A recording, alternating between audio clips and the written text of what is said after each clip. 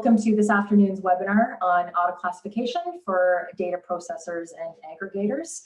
I think this is the third webinar in our series, so we welcome you this afternoon.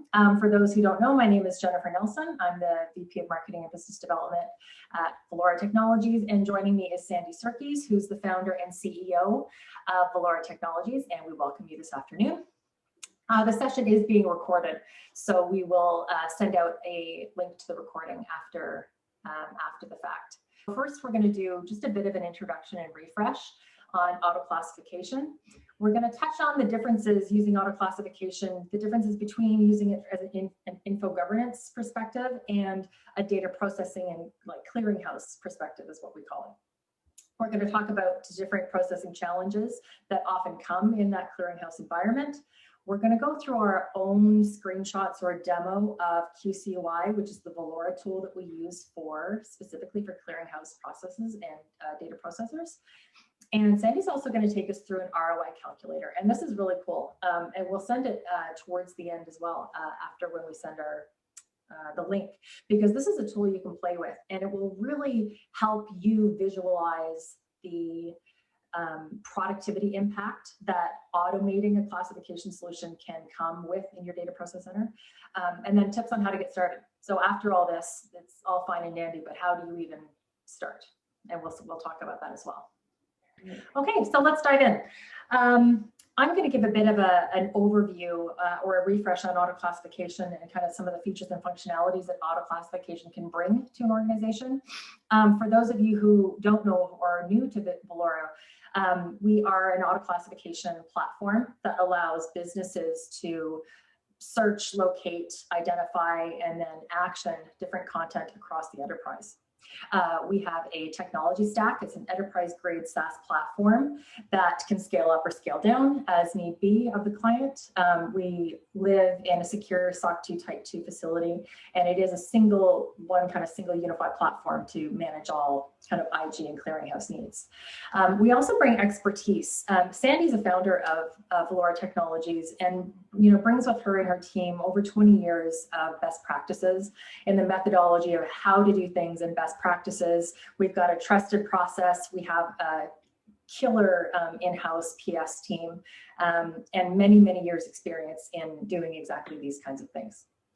We've processed over 44 billion different types of files over 20 years, over 2,000 different types of doc types out of the box, over 600 unique metadata values out of the box. So there's not a lot that we haven't seen. So we kind of use that experience over the last 20 years and bring it and apply it to our clients going forward.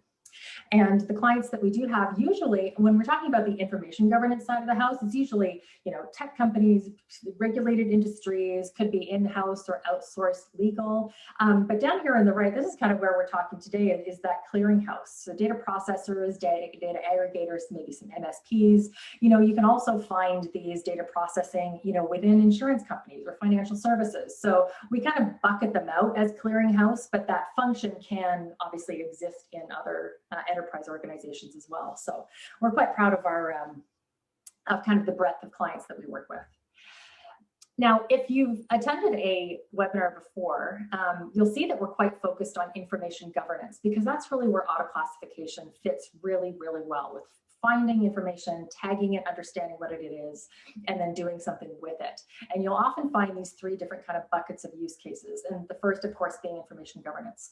So reducing those data set records down to records of business value. So that's kind of the raw processing, get rid of all your stuff that is obsolete, trivial.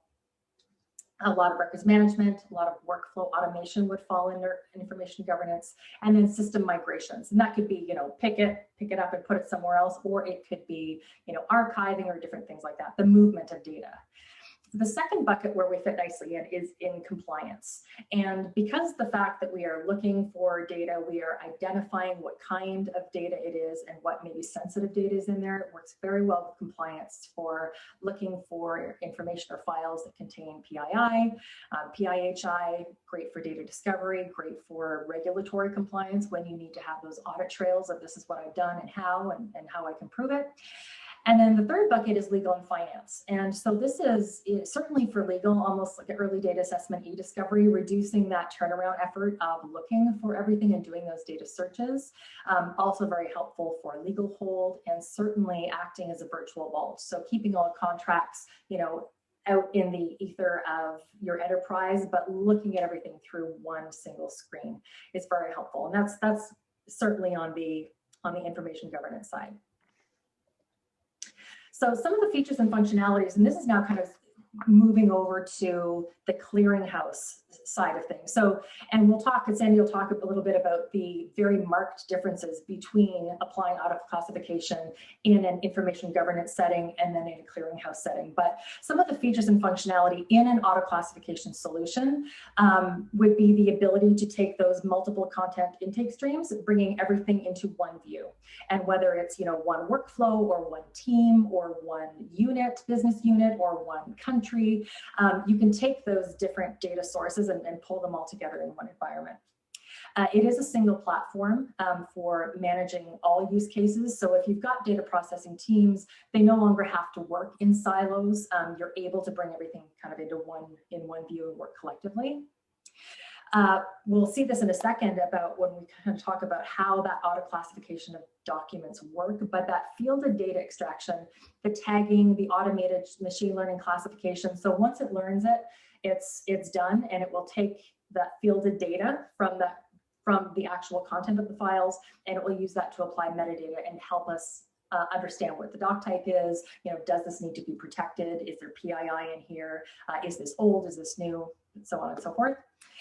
Single and batch quality control by facet and attribute. So this is, again, we can kind of apply this, a bunch of roles to a data set. We can apply dispositions to data sets. We can now start to automate some of those workflows.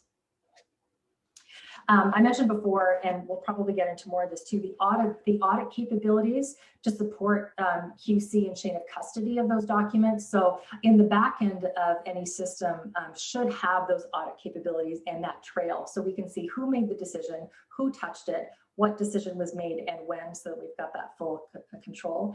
And then customizable tools.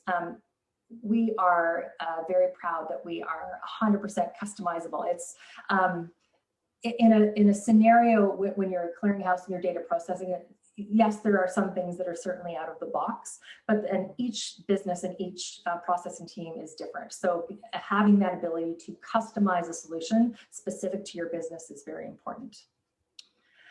Some of the differentiators that you'll find is, again, 100% customizable to your business. And Sandy and team have seen it all. So it's so there's no question is too weird, or no business process is too out there that we can't make part of an automated process. We certainly look for structured content, but absolutely unstructured content, because that's often in an IG environment anyways, that's where most people have the most problem, is getting a handle on their unstructured content. Besides looking for auto-classifying content, determining doc types and whatnot, there's this layer of functionality that sits on top of it. So that as the system's going through and reading and OCR and text, it's also looking for text that is not in English, or looking for audio and video files, or looking specifically for pieces of personally identifiable information that might need to be redacted. So there's this notion of auto-translating, auto-redacting, auto-transcribing video and audio so that we, nothing is left out.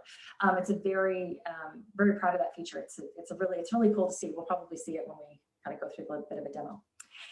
We also have our on-site professional services team. The company I was mentioning was founded 20 years ago by Sandy and crew, and they, again, have that expertise, but that's just kind of where they came from, was data, like processing hundreds and thousands of data and files and content. So the learnings from that 20 years of processing have been applied to the automation of this technology. So it's really cool to see. The software itself is very easy deployment. There is zero install on your end. There is zero heavy lifting, and it's a SaaS model. So you're paying for it. It's a software as a service. So you're not charged per file processed or time in file or keystroke. It's very lightweight for businesses to implement. And we would be remiss if we didn't talk about the security of here. It is a cloud-based software. It's in our cloud, in our SOC 2 infrastructure. We multiple intake streams, so we can crawl in place, we can upload to our secure FTP location. It's really up to you where you'd like to store your data. And it's like waiting to see what's going to happen. What's next? The direct actioning of content. So we can move and action those files directly from source to target if they need to go to an archive file, if they need to be uploaded maybe to a third party or to a client site. We can take those files and move them. They don't have to hit the cloud. We don't have to make a copy of them somewhere. We certainly can, but again, it's customizable to your individual situation. And again, everything is stored in our secure hosting facility. We are HIPAA compliant as well, so that's good to know. So before we get into, maybe I'll hand it off here to you, Sandy, to talk a little bit about how that auto classification works, and then we'll get into the differences between IG and clearinghouse. Sure. So thank you, Jen, for kind of the overview. Welcome, everyone. Some of you have been here before, some of you are new, so I'm excited to kind of start at the top. So just in case for some reason you fell into this webinar and you don't know what auto classification is, we will give you the 2-minute overview here.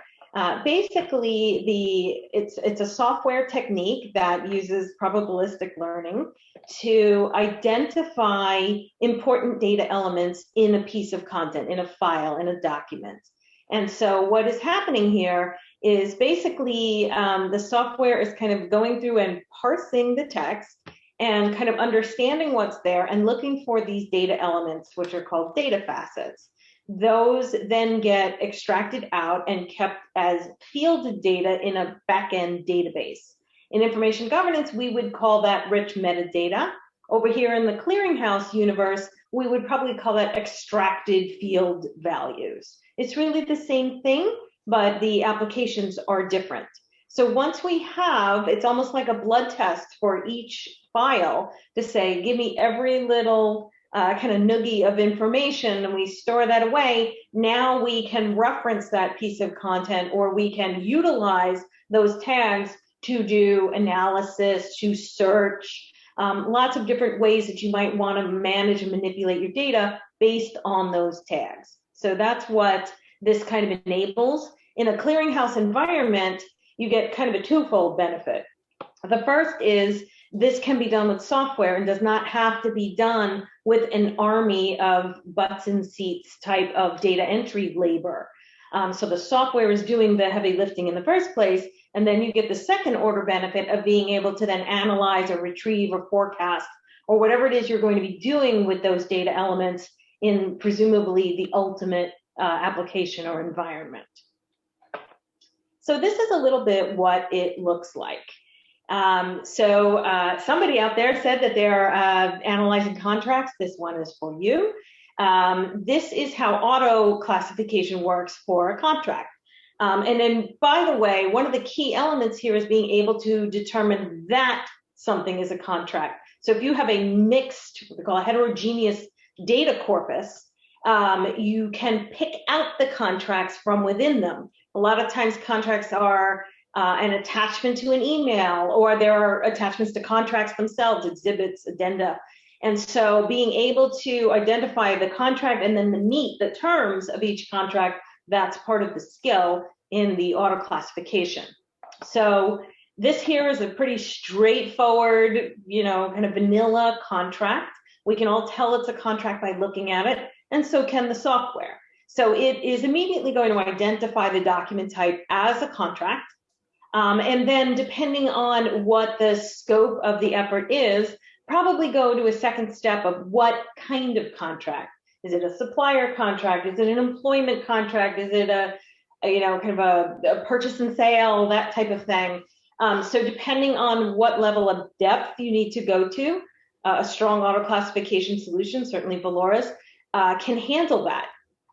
What we would usually see there is kind of like a first order, maybe it's a supplier contract, and then a second order of what type of contract or other details about it. So here are some details that are good examples of extractable data or rich metadata that can be collected or should be collected from agreements. Again, this is being collected by software. So it's determining various types of dates, parties, jurisdictions, clauses, term of the agreement, whatever might be of interest to you. Some people need every single clause yanked out. Some people are only looking for specifics. And you can easily extrapolate from, okay, I understand kind of how it's pulling data elements out of a contract to how might it pull it out of a form or even a free form email, like the same email discussion, to be able to pull out those data elements. That is what auto classification is. And so this is kind of a very simple type of contract or type of data extraction. Let's take a more sophisticated one. So can't remember whether anybody was doing financial or mortgage documents. This is a very common mortgage document in the United States. And we're going to show this to you twice. So the first time we're going to show you is what does it mean to kind of auto classification specific details off a contract or off a form or off, in this case, what's called a URL. And so again, software is going to go through and start pulling out important data facets, like what type of document is this? Various attributes or fielded data values that are of interest to whatever organization. Just start pulling those things out, whatever it is. Typically, something like this, we're going to be pulling out generally probably between 20 and 30 different fields. Again, sometimes it's every single field on the page. Sometimes it's only select. And so on, and kind of populating that database of information, going from essentially unknown content to structured database fielded data. So this is how you would do it for just the kind of the pure data extraction. Here's one of those more second order type of benefits. Okay, I understand that it's a URL. I understand that it has content and data values inside it. How sensitive is that? Is there PII in there? Of course there's PII in there. So how much PII? What specifically? Okay, as we come under more and more privacy regulation like GDPR and other laws coming up to speed here in the United States, we are under increasing responsibility to be able to identify sensitive data and manage it appropriately, both on the back end and then on demand when there's a subject access request. So this is a second way of kind of analyzing that very same content with the notion of personal data. So yes, there's absolutely personal data on here. There's social security number, as personal as it gets.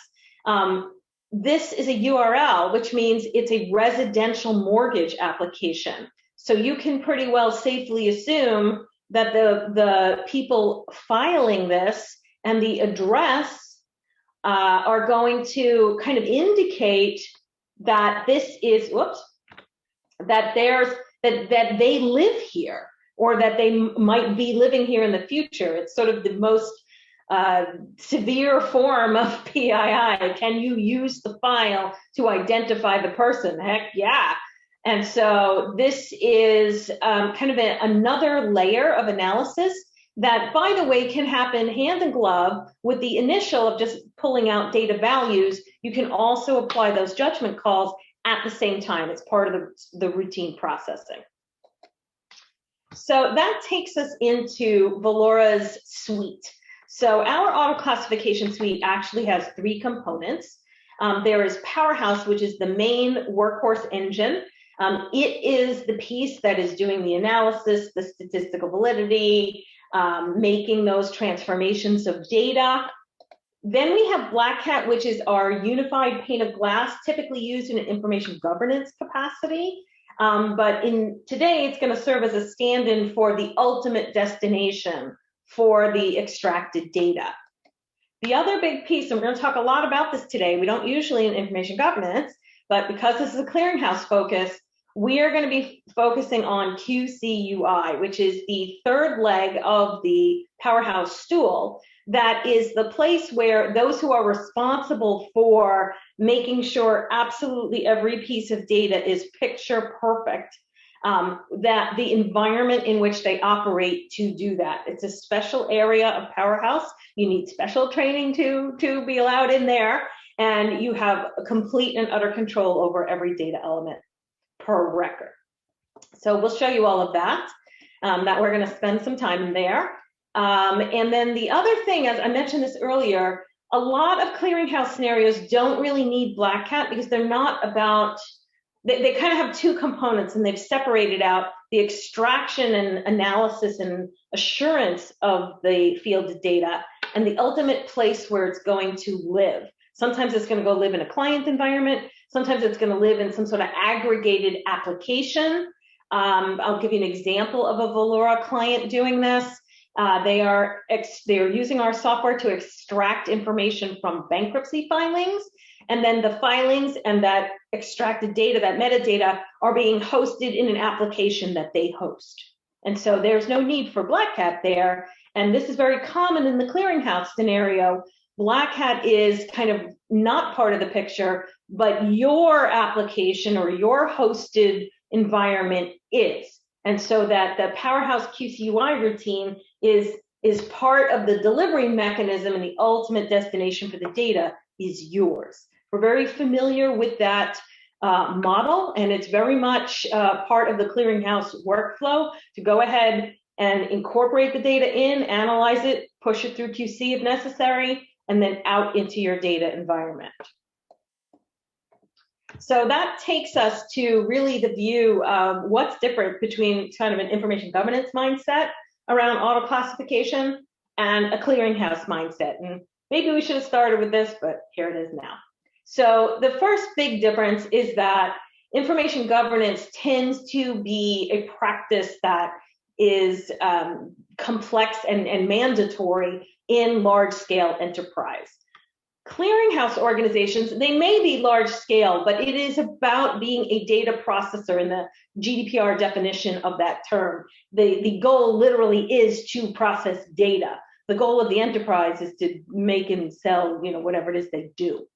So you also have kind of, why do you have this content? Where did it come from, and what is the need? So in IG, it's to manage and understand enterprise content. In Clearinghouse, it's almost inevitably someone else's content that the Clearinghouse organization is analyzing or managing on behalf of someone else. And so IG tends to have this 10,000-foot view, show me the universe aggregated up at the highest levels. Clearinghouse is almost the complete opposite of that. It is take me down into every document, in some case, every field, every character. I want to ensure accuracy. I want to have, it's all about the data values. So it's really, this is a good definition, on the ground, one-to-one file analysis. Who's involved? Who cares about this? Very, very different. IG tends to have high-level visibility, often board-level visibility. Clearinghouses tend to be the forgotten stepchild of things, either inside a larger organization or as an industry. I know I was in it for 15 years. And so it's really about data capture, and that's where we're really going to direct the rest of this conversation, because the faster, cheaper, easier you can make that process happen, the better the margin. I'm sure I'm preaching to the choir on this, but it's important to understand that that is the motivation that is driving this use case of software. Okay, so, and then finally, IG has its various concerns, and pretty much every other webinar we talk about them, so you can go watch those. In Clearinghouse, it's all about the accuracy and the completeness. So did you get it at all, what we would call recall, and did you get it right, what we would call precision? Okay, so typical Clearinghouse operations, you guys will see yourselves somewhere in one of these bullets, I am sure. But the high-level definition is that you are processing data on a regular and repeatable basis on behalf of others. There may be different objectives, there may be different, certainly different types of content, but the high-level objective, the high-level definition is the same across all of you. And then what you're doing, one way or another, content is coming to you, probably through multiple input streams. Your objective is first to set up those workflow streams, then to determine what, maybe determine what you have, then set up the workflow streams, then pull that unit data out, populate some kind of database, perhaps massage that data, anonymize it, redact it, aggregate it, forecast, whatever you're doing with it. And then serve it up into some other environment. It might be a report, might be some sort of regulatory report you have to produce. It might be into some sort of hosted application. It might be as a feeder to some other system that is taking that data in. But that is kind of the soup to nuts workflow that you live under. And there are many challenges, and I have lived your life, and I know. There's both the sheer volume of stuff, here's 40 million documents, good, we'll need that tomorrow, or the erratic, inconsistent volume, 30,000 files this month and 6 next month, and having to staff and resource that. Many of the clearinghouse clients that we work with are 24/7 operations, operating globally. Certainly taking advantage of, being able to operate 24 hours a day, as well as the differentials in labor costs and locations. Having a work group in India to be effectively overnight compared to the United States. And so these are real challenges about ensuring consistency, accuracy, efficiency. And to add on to that, which is just sort of logistical issues, add on to that this is other people's data. There's all kinds of ethical and professional obligations around you holding and seeing and hosting other people's data. And then finally, this is not the most thrilling of work for people who have to sit down in front of a screen every single day and extract out data. They're often being compensated on how fast you are, how accurate you are, how few breaks you took.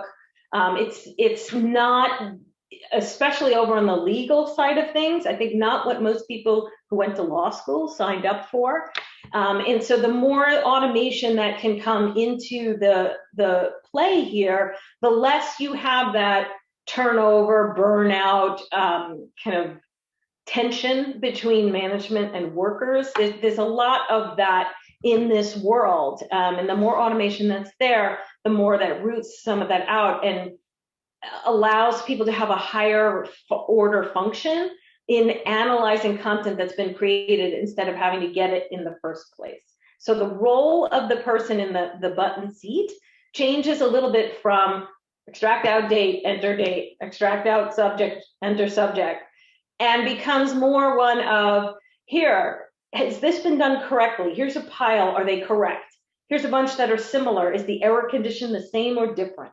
So again, second order kind of an analytical mindset as opposed to a pure data entry mindset.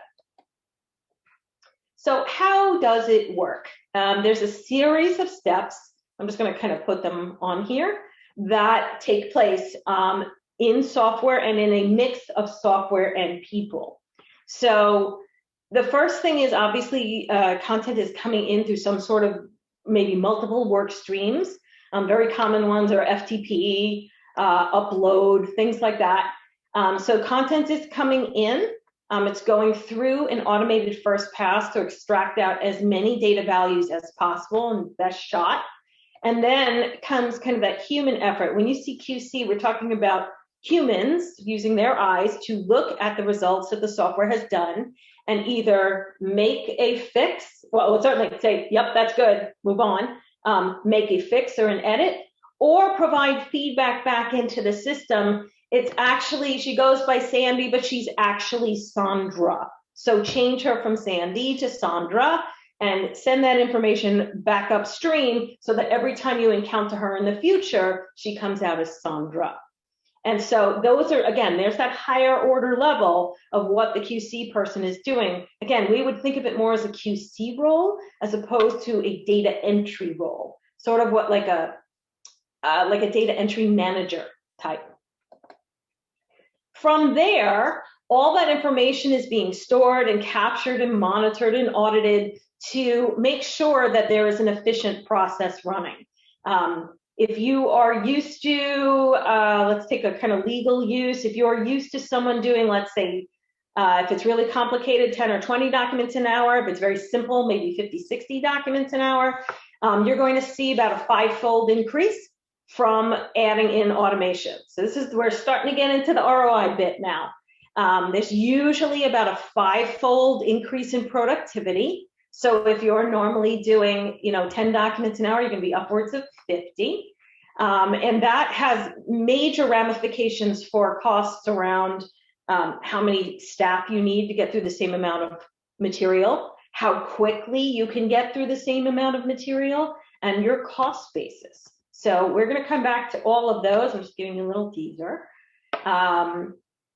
And from there, of course, lather, rinse, repeat, right? This is where the clearinghouse comes into its own, because if you set it up right, then every next document is that much easier, that much more accurate, that much faster. And so whether you're going long, in other words, you're going from your 20,000th file to your 20,001 file in the same type of vein, or you're going broad, which is we're starting out with this type of document or this type of use case. Now we're going to go over to like a sister use case and applying the knowledge from the first use case to the second. There's all kinds of economy of scale that gets built in here. Once the software has learned something, it never forgets it. So it can apply that in both the long and the wide type of definition. So that takes us to the sort of set of benefits, I guess, the good things that you get by automating in the first place. I've touched on a number of these. I could go into great detail on any one of them, but I think in the interest of time, I want to show you a little bit about what is going on behind the scenes with the software. So as I said, the Powerhouse suite has 3 components. In order to understand QCUI, that's where we're going to spend most of our time, you do have to understand a little bit about Powerhouse first. So Powerhouse is the underlying engine. It is doing the heavy lifting of understanding, first of all, determining text, if it isn't straightforward from the get-go, manipulating that file. Sometimes we reorder pages. Sometimes we extract out just an element in the middle. Understanding where the content is, analyzing that content, producing the fielded data, and then passing all of that information off to QCUI, or if you have a favorite quality assurance platform that you love or it's part of your system, it can pass it to you right there. Most of the clients we work with do not have that. They're using Excel or they're using some kind of homegrown thingy thing. Having the integration between the back end of Powerhouse and the front end of QCUI allows that back and forth. So not only is Powerhouse pushing information to QCUI, it's receiving information back from the QCers. So if everybody is making this change, it's going to go ahead and interpret that as, I need to make that change. So there's some automated learning on the kind of the feedback loop coming from the QC team. And this is how it gets faster and better over time. I didn't really mention this earlier, so I'll mention it now. This type of technology is very applicable to almost every type of fielded data that you could conjure. And we have seen it all at Flora. Out of the box, we support over 600 different types of capturable fields.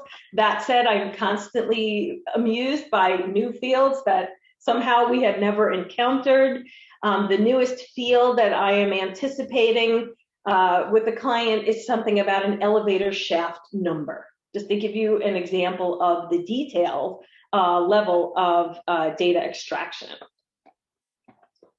And then finally, another nice piece of what Powerhouse is doing in its integration with QCUI is it's applying data validation and normalization. So data validation is making sure that things are, for example, a legitimate date, that you are not putting a date that didn't exist. It's October 47th.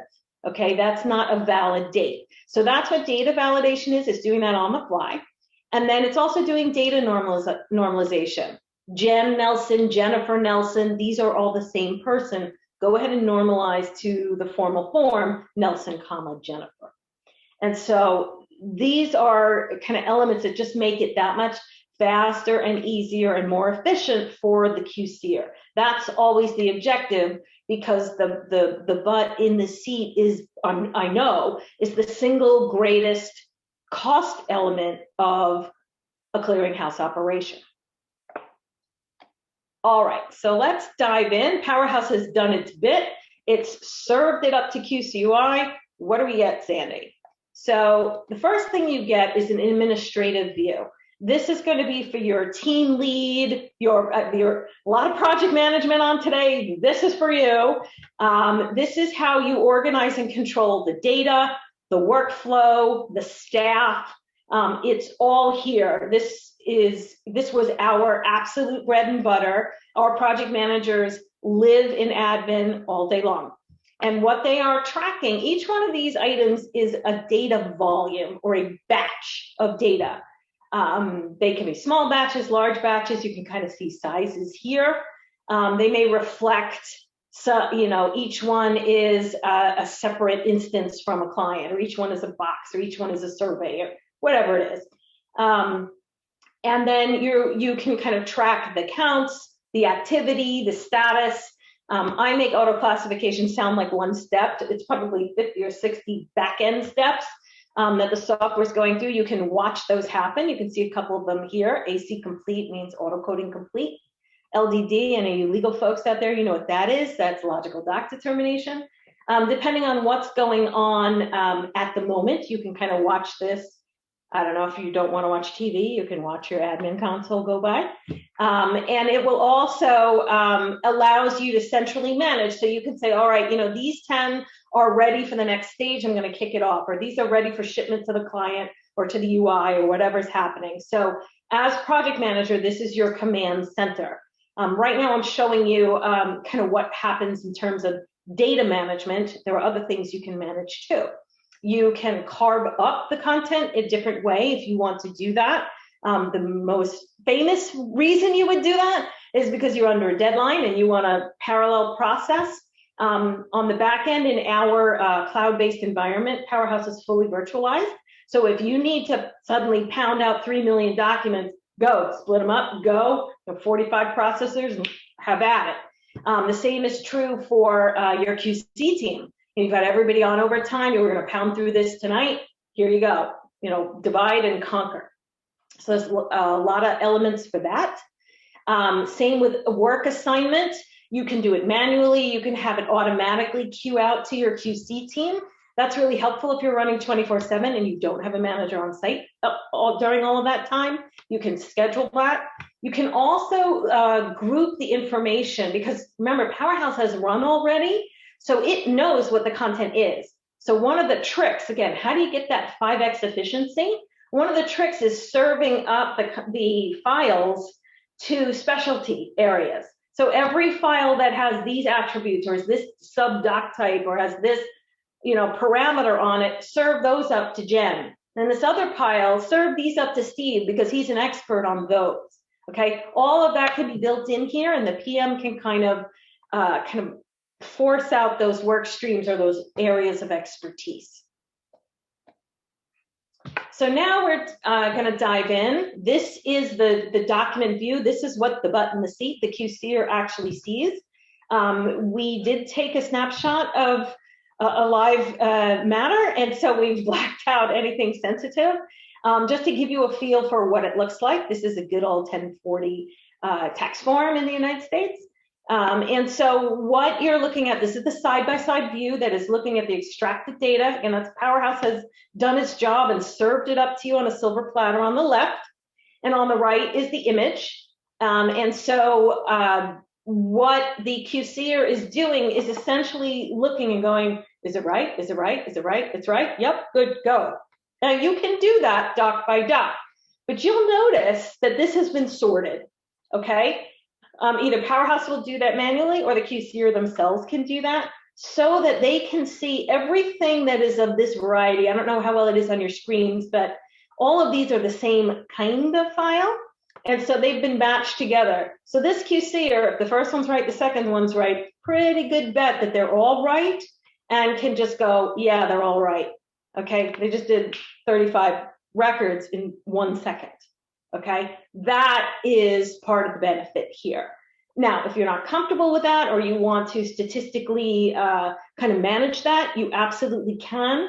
Powerhouse will do either random selection or strata selection and serve up those files to your QCer so that you can legally ensure accuracy if that is the, kind of the world you're operating under.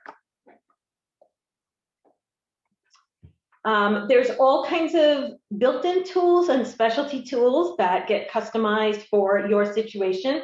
You can see some of them here. A good example is the one that's highlighted, which is fill in date from title. Powerhouse will, of course, take its best shot to figure out what the date is. If somehow it's magically somewhere that it can't see, and the QCer has entered in the title, then it will pull the date automatically when they select this tool. This is just an example of a little bit of kind of cute things that we add. If something is happening more than 2-3 times, go ahead and add the tool and allow them to execute. If it happens frequently or it's a permanent fixture, we would move this upstream so it happens during first line processing. But all the tools are here to kind of help that QCer really go, get up to those marks, 50, 60, 100, 200 files per hour. And then finally, there's all kinds of administrative metrics to track your user team, especially during this pandemic. Everybody's working from home. This is kind of a godsend to see who's pulling their weight and who's not, and lets you see statistically how are we doing. It helps you forecast to say how many people will we need if I've got a team operating at this rate and I have an incoming data flow of X, which I know because Powerhouse is feeding it to me as it goes. I can structure the workflow here on out, and I can predict my resource levels. So again, any kind of resource prediction I know is really, really valuable because that is going to keep your cost structure down. I didn't realize how many of these we put in here. There's a lot of power of QCUI tools. There are statistics about the files themselves, how many got a value for this or that, how many are missing. There's statistics about the files themselves and about the batches, about the processing, and about the people. So we're a little bit statistics happy at Velora, and you get the benefit of that. Finally, this is important. There is a complete audit trail all the way along, showing for every record and every batch exactly what was done to that, when, by whom, and for how long. That goes down to every keystroke if needed, if you need that for your audit trail. What I'm showing you right now is at every processing step, exactly what happened. When you see this going from 1 to 4, this is fanning out over 4 processors, and this isn't a live demo, but if I showed you the real product, way down the line here, it would also circle back up to 1. When it was finishing that process, it would come back and rebatch. So all kinds of ability to manage that and track for audit purposes what's been done. That's very important too. If for some reason you need to roll back, maybe there was a glitch, maybe the client changed their mind, maybe everybody misunderstood the direction, you can roll back to any point in the audit history, which is really, really helpful. And then finally, we're coming into the home stretch here, which is, okay, sounds good, Sandy, show me the money. So here is the money. Basically, there are 2 pieces to this ROI calculator. We're happy to send it to you. Just ask, maybe put it into the comments, and we will make sure that you get one. what is happening here is essentially a comparison of doing this entirely manually and you can put in whatever labor rate you like. If you are on, the cheapest labor force on earth, go ahead and put that in as your loaded cost per hour down here. What you're comparing is a fully manual approach versus an automated approach. In other words, using a Powerhouse system first and then putting a layer of eyes on QC at the end. So both should give you strong accuracy. I might argue that the auto plus eyes on will give you better accuracy. I will have that argument with anyone who wants to have it. And a comparison of the cost structure, including the licensing of a Powerhouse system. So what you can see is it's pretty compelling, it's pretty impressive, and that is because of the efficiency gain. If you are seeing a 5-to-1, a 10-to-1 efficiency gain, you're going to be able to afford 3 Veloru systems, and you'll only need 1. And so that is where you see margin and cost savings on this order. Obviously, the bigger the backlog or the bigger the data volume you have, the more kind of return you're going to see. And so one of the things we'll take you into now, I'm going to kind of turn it back to Jen, is how can you determine, we've got a bunch of questions for you, how can you determine if you are a fit for this or if this is a fit for you? So here you go, Jen. Awesome. Yeah, so these are some questions, as Sandy mentioned, to think about, as you're sitting in your seat as project manager or ops manager, is this something that I need? So am I processing a high volume of files a day? If you're processing over 500, then the answer is probably yes. Anything less than that, you could, but it's certainly more efficient when you're dealing with a massive amount of file processing per day. If you find yourself questioning, there's got to be a better way than what we're doing now. Either we've got too many people, we've got too many, people leaving, we've got too much turnover. Is there a better way to do this? The answer is yes. Can I lower my costs? Is there a way that I can take some of that operational cost out of my data processing? Can I speed up turnaround within my data processing teams? Can I get more input through faster? Am I struggling with the accuracy of things? Is it having to go back again for another round of QC because either it's being missed or it's not being done properly? Do I have a lot of messy files? Is it, am I getting the data in boxes? Am I getting them scanned weirdly? Am I getting, a big old mishmash of stuff, contracts in with formatted letters is an example. And then risk. Do I have any kind of compliance risk? And the answer, even without knowing it, is yes. If you're dealing with anything that contains PII or any kind of sensitive data and you're unable to if you do not understand what it is, how you're processing it, where it lives, who has access to it, that is a risk. So taking that and combining everything into kind of one system that's going to do all that for you and also identify that risk is quite beneficial. So ask yourself those questions. So once you ask yourself those questions and you say, okay, well, yeah, maybe this is something that I could implement, where do you even start? And it is, it's biting off a piece of that elephant because this is not something that is solved in a day, but it absolutely eventually is. And if you think about how many files you're processing right now, how in some organizations, how complex that can be. So what we like to do is start with a pilot use case where we take, a chunk of data, maybe it's a workflow, maybe it's a team, maybe it's a matter of 20 to 30,000 files. And we use that almost as a test bed. But when I say test bed, it's really actually working documents that you will use. It's a starting point, if you will. So then we go on to process that. We'll apply the tags. We'll have a QC team in there, and then we can measure the results. How fast are things processing? How fast is everything? Is your data teams going through throughput, output, accuracy? All of those things we can measure and then create those benchmarks. We're going to take that and then we're going to build on that success. So again, it's not a test pool of data.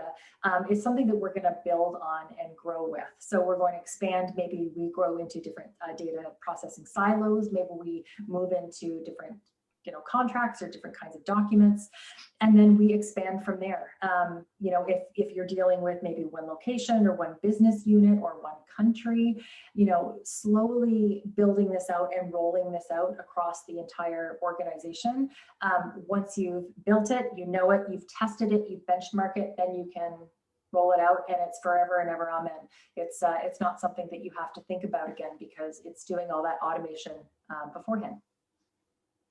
So that's, I'm realizing that we're right up at 1:55. So that was a that was a full hour. So I thank you for that. I haven't seen any questions and answers or questions come through the chat, but if you do have questions, now would be the time to answer. Before we do get to those, I just want to point out, I will send this deck and this recording to your inbox, so you've got a copy of it.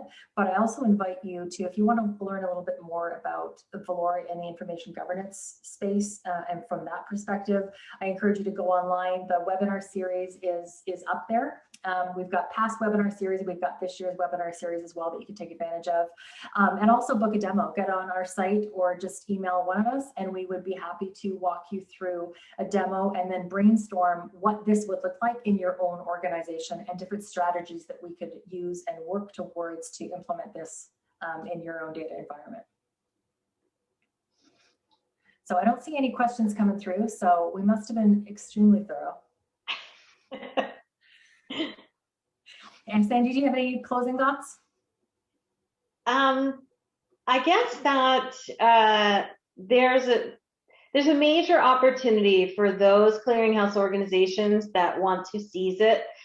We just saw unbelievable productivity gains, and it's always a delight to be able to bring that to our clients. You know, having moved from kind of the user of these systems to the creator of these systems, we really like to bring that aha moment to people. So my guess is people who've come to this webinar have already figured it out for themselves. But if you need some help, you know, convincing your organization, call us. We will help you. Yeah, excellent. Cool. Well, if you've got any questions after the fact, don't hesitate to reach out either again through the website or through our emails directly.